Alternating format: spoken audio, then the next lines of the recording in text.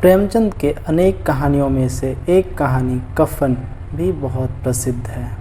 इसे हम स्वरेखित शब्दों में पढ़ते हैं। झोपड़े के द्वार पर बाप और बेटा दोनों एक बुझे हुए अलाव के सामने चुपचाप बैठे हुए हैं और अंदर बेटे की जवान बीवी विधवा प्रसव वेदना से पछाड़ रखा रही थी। यह रहकर उसके मुंह से ऐसी दिल हिला देने वाला आवाज़ निकली थी कि दोनों कलेजा थाम लेते थे। जाड़ों की रात थी, प्रकृति सन्नाटे में डूब हुई, सारा गांव अंधकार में लय हो गया था। घीसू ने कहा, मालूम होता है बचेगी नहीं, सारा दिन दौड़ते हो गया, जा देख तो आ। माधव चिढ़कर बोला, मरना ही है तो जल्दी मर क्यों नहीं जाती, देख कर क्या करूं? तू बड़ा बेदर्द है वे, साल भर जिसके साथ सुख चैन से रहा उसी के साथ इतनी बेवफाई। तो तुझ में तो उसका दर्पण और हाथ पांव फटना नहीं देखा जाता। चमारों का कुनबा था और सारे गांव में बदनाम। घीसू एक दिन काम करता तो दिन आराम करता। माधव इतना कामचोर था कि आधे घंटे काम करता तो घंटे भर चीलम पीता। इसलिए उन्हें कहीं मजदूरी नहीं मिलती थी। घर में मुट्ठी भर भी अनाज मौजूद हो तो घीसू पेड़ पर चढ़कर लकड़ियां तोड़ लाता और माधव बाजार से बेच आता। और जब तक वह पैसे रहते दोनों इधर उधर मारते फिरते। गांव में काम की कमी न थी। किसानों का गांव था, मेहनती आदमियों के लिए 50 काम थे, मगर इन दोनों को उसी वक्त बुलाते जब दो आदमियों से एक का काम पाकर भी संतोष कर लेने के सिवा और कोई चारा ना होता। अगर दोनों साधु होते तो उन्हें संतोष और धैर्य के लिए समय और नियम की बिल्कुल ज़रूरत न होती। यह तो उनकी प्रकृति थी, विचित्र जीवन था उनका। घर में मुट्ठी के 2-4 बर्तनों के सिवा कोई संपत्ति नहीं। फटे चीथड़ों से अपनी नग्नता और ढांके हुए जिए जाते थे। संसार का चिंताओं से मुक्त, कर्ज से लदे हुए, गालियां भी खाते, मार भी खाते, मगर कोई भी गम नहीं। दिन इतने की वसूली की बिल्कुल आशा न रहने पर भी लोग इन्हें कुछ न कुछ कर्ज दे देते थे। मटर आलू की फसल में दूसरों के खेतों से मटर या आलू उखाड़ लाते और बुन भान कर खा लेते, या 10-5 ऊख उखाड़ लाते और रात को चूसते। घीसू ने उसे अकाल मृत्यु से 8 साल की उम्र काट दी और माधव भी सपूत बेटे की तरह बाप ही के पद चिन्हों पर चल रहा था, बल्कि उनका नाम और भी उजागर कर रहा था।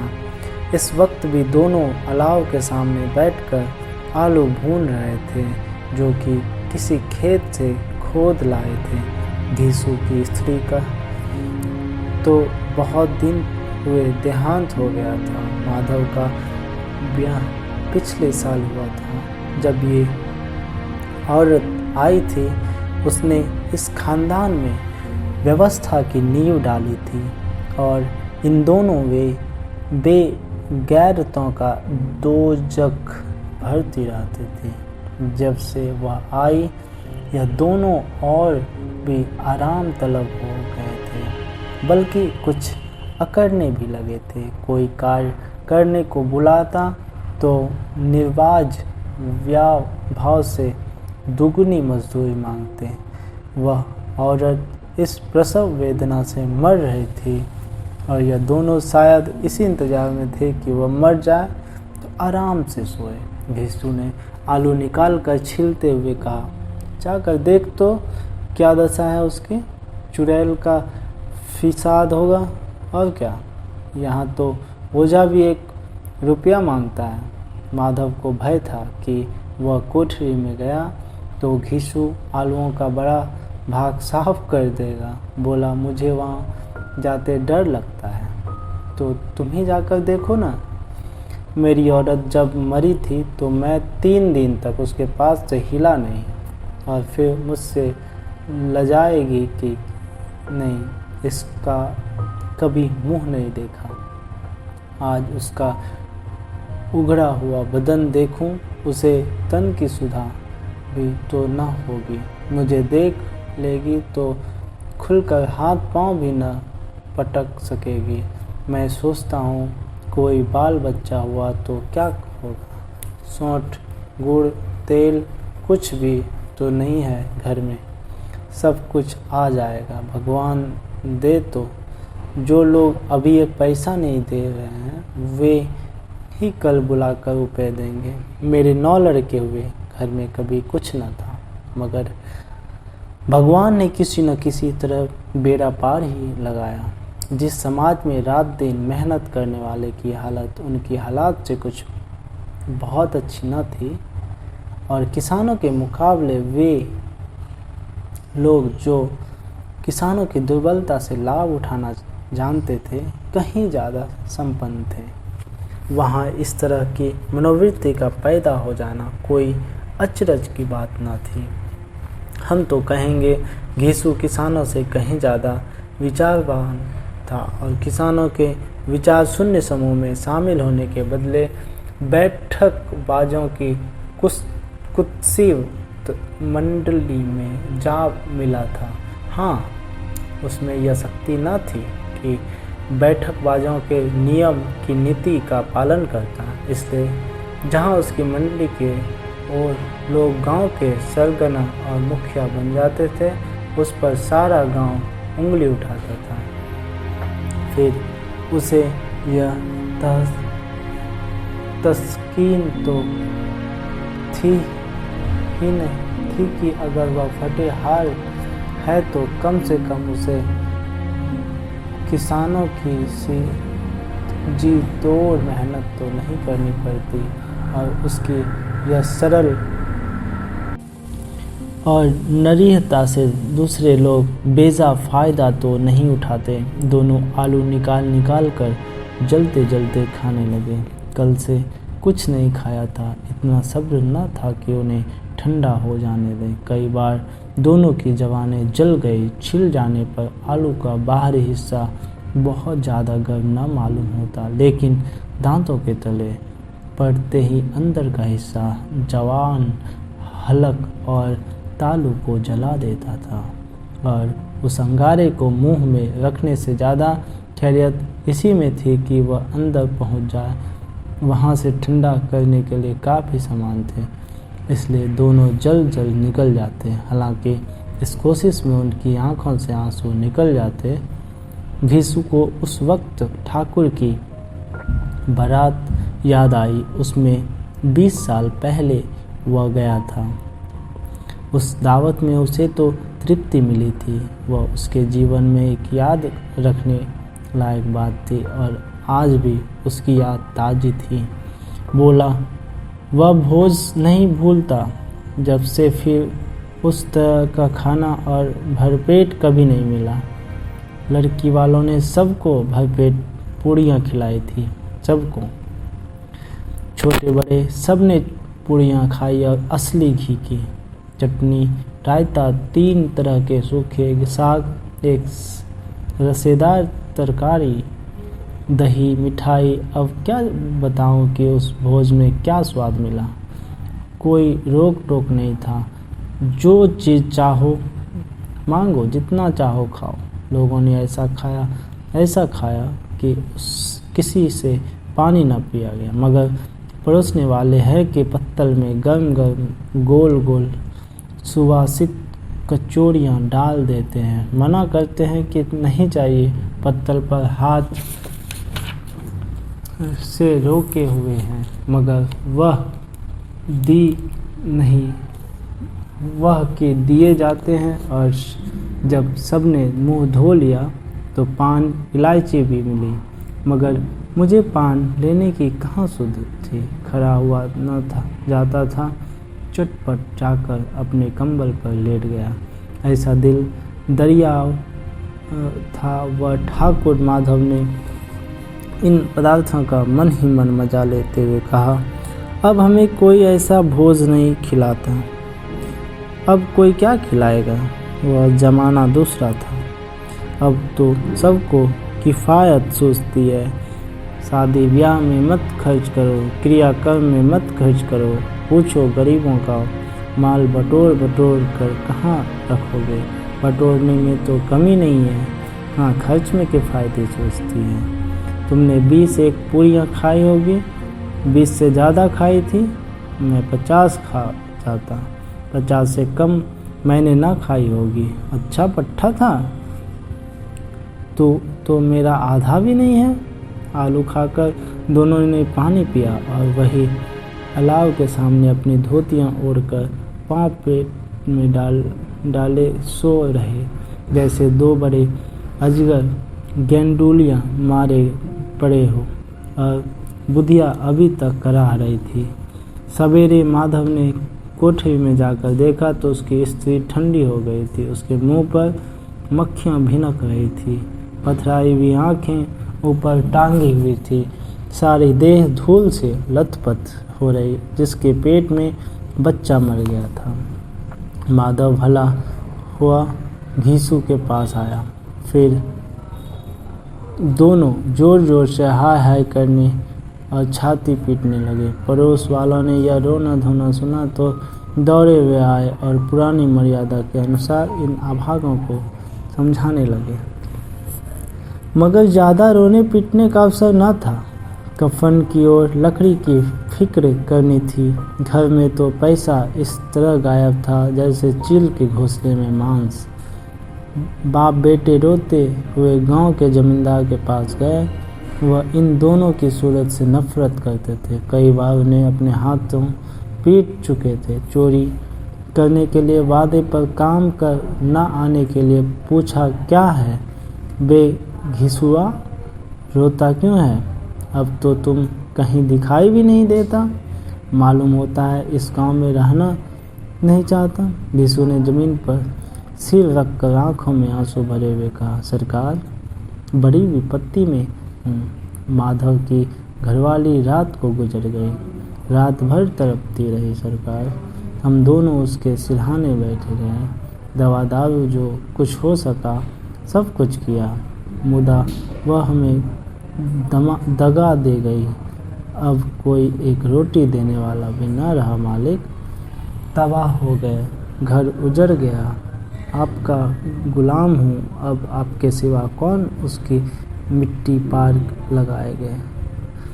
हमारे हाथ में तो कुछ न था, वह सब तो दवा दारू में उठ गया। सरकार की यह दया होगी तो उसकी मिट्टी उठेगी। उसके सिवा उसके द्वार पर जाऊं, किसके द्वार पर जाऊं?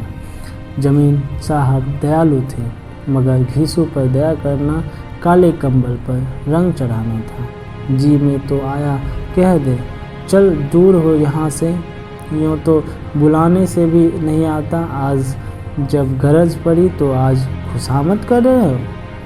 हरामखोर कहीं का बदमाश, लेकिन यह क्रोध या दंड का अवसर न था। जी में कुरते हुए 2 रुपये निकाल कर फेंक दिए, मगर संतावना का एक शब्द भी मुंह से न निकला। उसकी तरह ताका तक नहीं, जैसे सिर का बोझ उतारा हो। जब जमींदार साहब ने 2 रुपये दे तो गांव के बनिए महाजनों को इनकार का साहस जैसे होता है। घीसू जमींदार के नाम का ढिंढोरा भी पीटना जानता था। किसी ने 2 आने दिए, किसी ने 4 आने। 1 घंटे में घीसू के पास 5 रुपये की अच्छी रकम जमा हो गई। कहीं से नाज मिल गया, कहीं से लकड़ी, और दोपहर को घीसू और माधव बाजार से कफन लाने चले। इधर लोग बांस काटने लगे।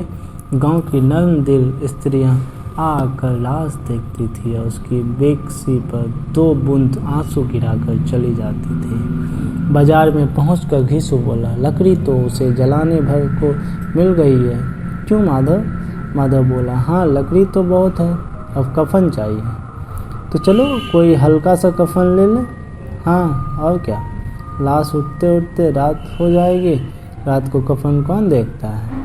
कैसा बुरा रिवाज है कि जीते जीना तन ढकने को चीथड़ा भी न मिले, मरने पर नया कफन चाहिए। कफन लाश के साथ जल ही तो जाता है और क्या रखा रहता है। यही 5 रुपये पहले मिले तो कुछ दवा दारू कर लेते। दोनों एक दूसरे के मन की बात ताड़ रहे थे। बाजार में इधर उधर घूमते रहे, कभी इस बजाज की दुकान पर गए, कभी उसकी दुकान पर। तरह तरह के कपड़े, रेशमी और सूती देखे, मगर कुछ जचा नहीं। यहाँ तक कि शाम हो गई, तब दोनों ने न जाने किस दैवी प्रेरणा से एक मधुशाला के सामने आ पहुँचे और जैसे किसी पूर्व निश्चित व्यवस्था से अंदर चले गए। वहाँ जरा देर तक दोनों असमंजस में खड़े रहे। फिर घीसू ने गद्दी के सामने जाकर कहा, साहू जी एक बोतल हमें भी देना। इसके बाद चिखौना आया, तली हुई मछली आई और दोनों बरामदे में बैठकर शांतिपूर्ण पीने लगे। कई कुंजियाँ ताबड़तोड़ पीने के बाद दोनों सरूर में आ गए। घीसू बोला, कफन लगाने से क्या मिलता है, आखिर जल ही तो जाता, कुछ बहू के साथ तो न जाता। माधव आसमान की तरफ देखकर बोला, मानो देवताओं को अपनी निष्पापता का साक्षी बना रहा हो। दुनिया का दस्तूर है, नहीं लोग बामनों को हजारों रुपए क्यों दे देते। कौन देखता है परलोक में मिलता है या नहीं। बड़े आदमियों के पास धन है फूके, हमारे पास फूकने को क्या है। लेकिन लोगों को जवाब क्या दोगे। लोग पूछेंगे, नहीं कफन कहाँ है। घीसू हंसा, अबे कह देंगे कि रुपए कमर से खिसक गए, बहुत ढूंढा मिले ही नहीं। लोगों को विश्वास ना आएगा, लेकिन फिर वही रुपए देंगे। माधव भी हंसा। इन अपेक्षित सौभाग्य पर बोला, बड़ी अच्छी थी बेचारी, मरी तो खूब खिला पिलाकर। अभी बोलत से ज़्यादा उड़ गई। घीसू ने 2 सेर पूड़ियाँ मंगाई, चटनी, अचार, कलेजियाँ। शराब खाने के सामने ही दुकान थी। माधव लपक कर 2 पतलों में सारे सामान ले आया। पूरी 1.5 रुपया खर्च हो गया, सिर्फ थोड़े से पैसे बच गए। दोनों इस वक्त इस शान से बैठे पूड़ियाँ खा रहे थे जैसे जंगल में कोई शेर अपना शिकार उड़ा रहा हो। न जवाबदेही का खौफ था, न बदनामी की फिक्र। इन सब भावनाओं को उन्होंने बहुत पहले जीत लिया था। घीसू दार्शनिक भाव से बोला, हमारी आत्मा प्रसन्न हो रही है तो क्या उसे पुत्र ना होगा। माधव ने श्रद्धा से सिर झुकाकर तस्दीक की, जरूर से जरूर होगा। भगवान तुम अंतर्यामी हो, उसे बैकुंठ ले जाना। हम दोनों हृदय से आशीर्वाद दे रहे हैं। आज जो भोजन मिला वह कभी उम्र भर न मिला था। एक क्षण के बाद माधव के मन में एक शंका जागी। बोला, क्यों दादा, हम लोग भी तो एक न एक दिन वहाँ जाएंगे ही। घीसू ने इस बोले वाले सवाल का उत्तर न दिया और परलोक की बातें सोचकर इस आनंद में बाधा न डालना चाहता था। जो वहाँ हम लोगों से पूछे कि तुमने हमें कफन क्यों नहीं दिया तो क्या कहोगे। कहेंगे तुम्हारा सिर। पूछेगी तो जरूर, तुम कैसे जानता है कि उसे कफन न मिलेगा। तू मुझे ऐसा गधा समझता है, 60 साल का दुनिया में घास खोदता रहा, उसको कफन मिलेगा और बहुत अच्छा मिलेगा। माधव को विश्वास न आया। बोला, कौन देगा।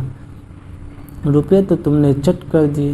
वह तो मुझसे पूछेगी, उसकी मांग में तो सिंदूर मैंने डाला था। घीसू गर्म होकर बोला, मैं कहता हूँ उसे कफन मिलेगा, तुम मानता क्यों नहीं? कौन देगा बताते क्यों नहीं? वही लोग देंगे जिन्होंने कि अब की दिया, हाँ अब की रुपये हमारे हाथ ना आएंगे। ज्यों-ज्यों अंधेरा बढ़ता था और सितारे की चमक तेज होती थी, मधुशाला की रौनक भी बढ़ती जाती थी। कोई गाता था, कोई डींग मारता था, कोई अपने संगी के गले लिपटा जाता था, कोई अपने दोस्त के मुंह में कुल्हड़ लगा देता था। वहाँ के वातावरण में ससुर था, हवा में नशा। कितने तो यहाँ आकर एक चुल्लू में मस्त हो जाते थे। शराब से ज़्यादा यहाँ की हवा उन पर नशा करती थी। जीवन की बाधाएं यहाँ खींच लाती थी और कुछ देर के लिए यह भूल जाते थे कि वे जीते हैं या मरते हैं, या न जीते हैं न मरते हैं। और ये दोनों बाप बेटे अब भी मज़े लेकर चुस्कियाँ ले रहे थे। सबकी निगाहें इनकी ओर जमी हुई थी। दोनों कितने भागे हो के बली हैं। पूरी बोतल बीच में है। भरपेट खाकर माधव ने बची हुई पूड़ियों का पत्तल उठाकर एक भिखारी को दे दिया, जो खड़ा उनकी ओर भूखी आंखों से देख रहा था और देने के गौरव, आनंद और उल्लास का अपने जीवन में पहली बार अनुभव किया। यीशु ने कहा, ले जा, खूब खा और आशीर्वाद दे। जिसकी कमाई है वह तो मर गई, मगर तेरा आशीर्वाद उसे ज़रूर पहुँचेगा। रोए रोए से आशीर्वाद दो, बुरी गाड़ी कमाई के पैसे हैं। माधव ने फिर आसमान की तरफ देखकर कहा, वो बैकुंठ में जाएगी दादा, बैकुंठ की रानी बनेगी। यीशु खड़ा हो और जैसे उल्लास की लहरों में तैरता हुआ बोला, हाँ बेटा, बैकुंठ में जाएगी। किसी को सताया नहीं, किसी को दबाया नहीं, मरते मरते हमारी ज़िंदगी की सबसे बड़ी लालसा पूरी कर गई। वह न बैकुंठ में जाएगी तो क्या ये मोटे मोटे लोग जाएंगे, जो गरीबों को दोनों हाथों से लूटते हैं और अपने पाप को धोने के लिए गंगा नहाते हैं और मंदिरों में जल चढ़ाते हैं। श्रद्धालुता का यह रंग तुरंत ही बदल गया। अस्थिरता नशे की खासियत है। दुख और निराशा का दौरा हुआ। माधव बोला, मगर दादा, बेचारी ने ज़िंदगी में बड़ा दुख भोगा, कितना दुख झेल कर मरी। वह आँखों पर हाथ रख कर रोने लगा, चीखे मार मार कर। यीशु ने समझाया, क्यों रोता है बेटा? खुश हो कि वह माया जाल से मुक्त हो गई, जंजाल से छूट गई। बड़ी भाग्यवान थी जो इतनी जल्दी माया मोह के बंधन जोड़ दिए। और दोनों खड़े होकर गाने लगे, ठगनी क्यों नैना झुमकावे ठगनी। पियक्कड़ों की आंखें इनकी ओर लगी हुई थी और यह दोनों अपने दिल में मस्त गाए जाते थे। फिर दोनों नाचने लगे, उछले भी, कूदे भी, गिरे भी, भटके भी, भाव भी बताए, अभिनय भी किए और आखिर नशे से मदमस्त होकर वहीं गिर पड़े। इतनी सी थी ये कहानी।